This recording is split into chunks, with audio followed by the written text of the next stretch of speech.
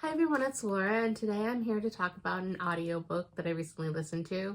Well, not really an audiobook, it's more of a novella, but it is called Apple Cider and Subterfuge, and it's just a really quick novella that I found on Everend when I was scrolling for anything that was witchy or autumnal and trying to get into the season more, and it was a really quick listen.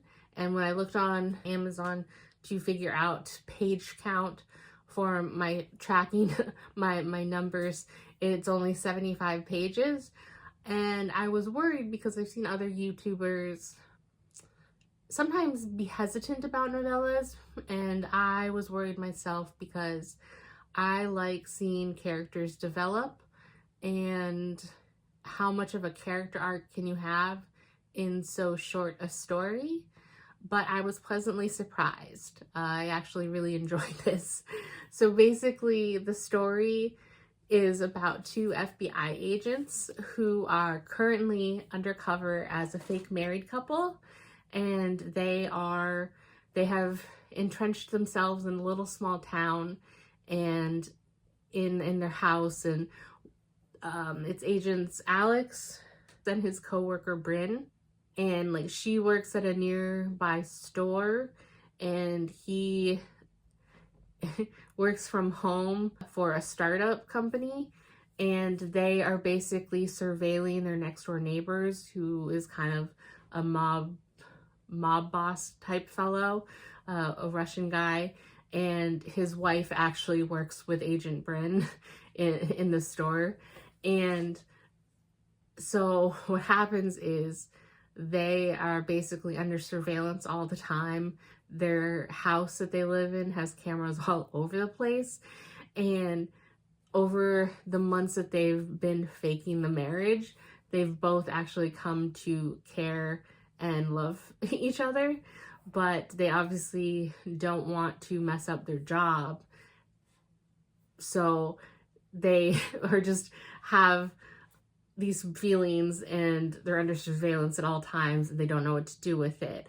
And so even when they go out a lot of times into the town, like they have like a fall festival type thing, and the town is known for apple cider products, apple cider and apple cider donuts, and there's a few other products, but I forget exactly what they mentioned. And they're wired up, so they can't even talk freely once they're outside.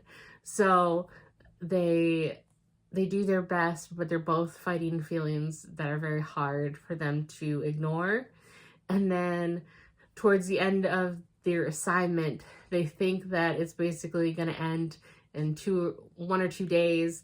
And I think it's the night before they believe their assignment is going to end, where they luck out and there's a blackout in their neighborhood, and they get the notification that service should be back up in about an hour. So they have an hour to act out their feelings for each other, and they discover it's mutual and they act on it. And then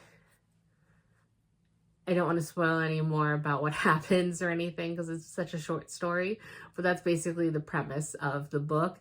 And I actually really enjoyed it. I was pleasantly surprised, like I said. So I would fully be on board for reading more or listening to more of the stories from this author and other novellas in the future, because at least this one, it did kind of make me think that my fears were unfounded that I had about novellas beforehand. So this one, it checked a lot of my boxes for a lot of romance books or romance tropes that I do enjoy if done well. It's kind of like the fake dating, in this case fake marriage. There's only one bed, because they have to appear as a married couple and they're under surveillance and everything, so they sleep in the same bed all the time. There's kind of like a cozy mystery vibe with them and their case, because obviously you jump in towards the end of their assignment, so you don't really know what's going on at first.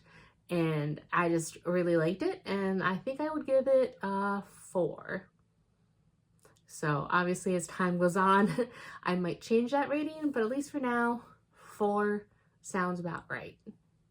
So that's it for this little novella, and I will see you in the next video.